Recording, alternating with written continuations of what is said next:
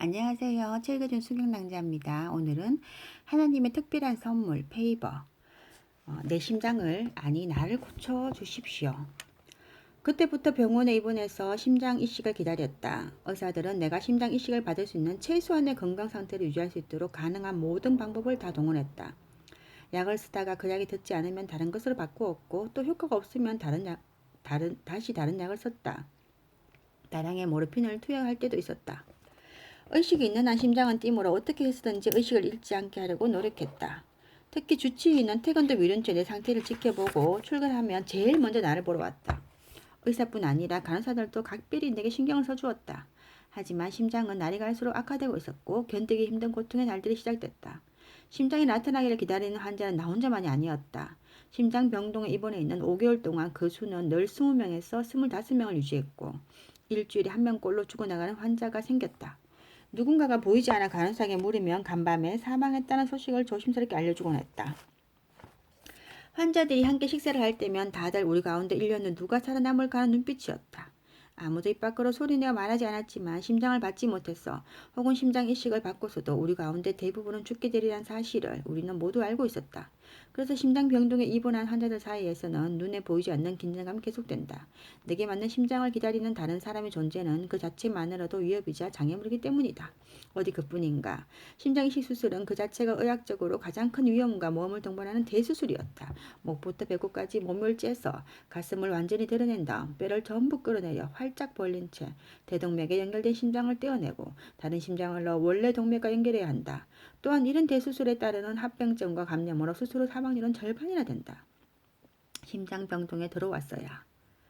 나는 비로소 내 목숨이 나의 것이 아님을 알게 되었다. 나는 그저 다른 사람처럼 잠깐 몸이 아파서 병원에 들어온 사람이 아니었다. 나도 모르는 사이에 나는 죽음의 문턱에 서 있었다. 삶에 대한 근본적인 질문이 내 안에서 아우성쳤다. 과연 무엇이 어디서부터 잘못된 것일까?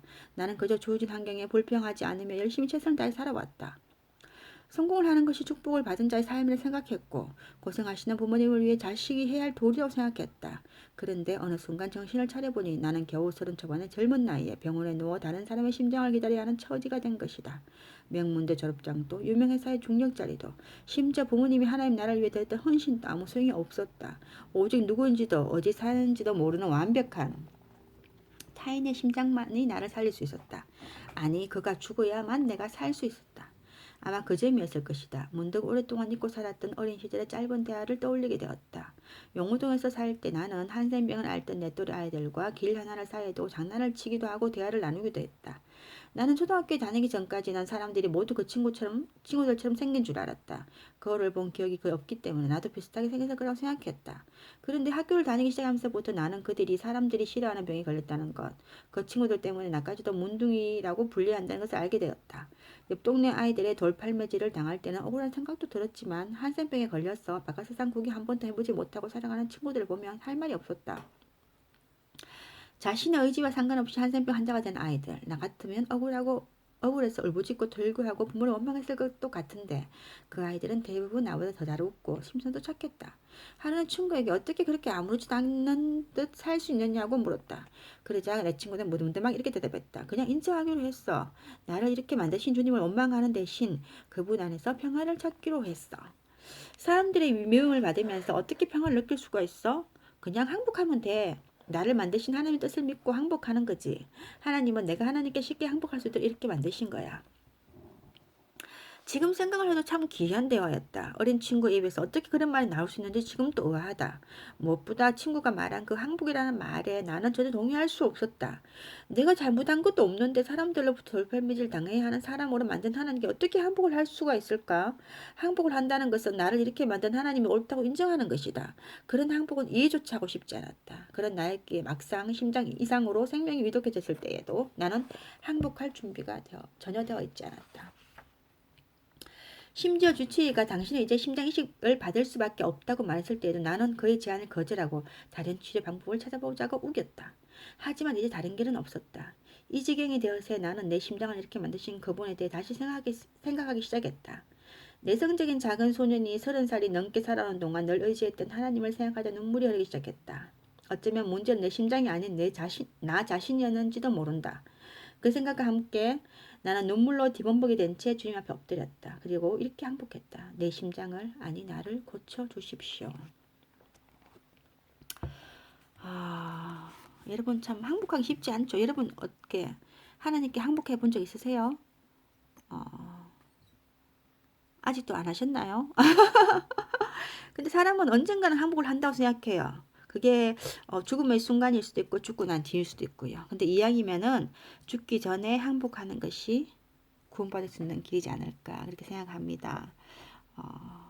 저는 항복을 자주 해요.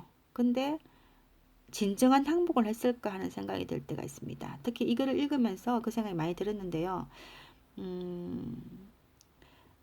저도 참 마음속에 참 평강이 있거든요. 그걸 보면은 내가 항복을 했구나 생각이 드는데 아직도 내가 죄 가운데 있고 죄를 짓고 사는 걸 보면은 내가 정말 항복한 사람이 맞을까?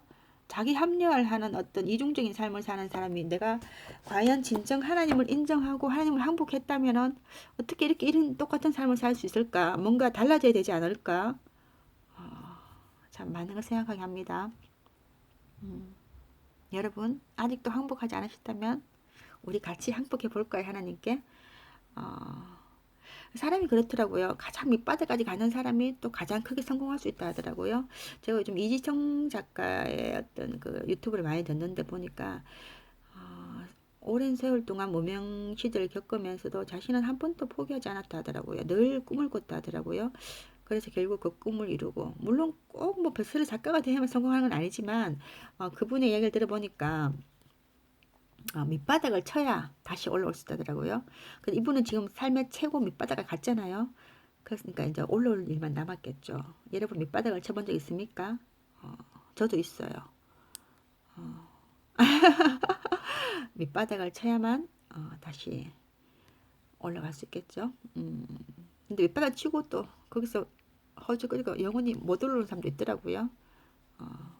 혹시 여러분 밑바닥에 있는 건 아니죠? 하나님의 손을 잡읍시다, 여러분. 저와 함께 다시 올라갑시다. 오늘 여기까지입니다. 사랑합니다. 감사합니다. 축복합니다.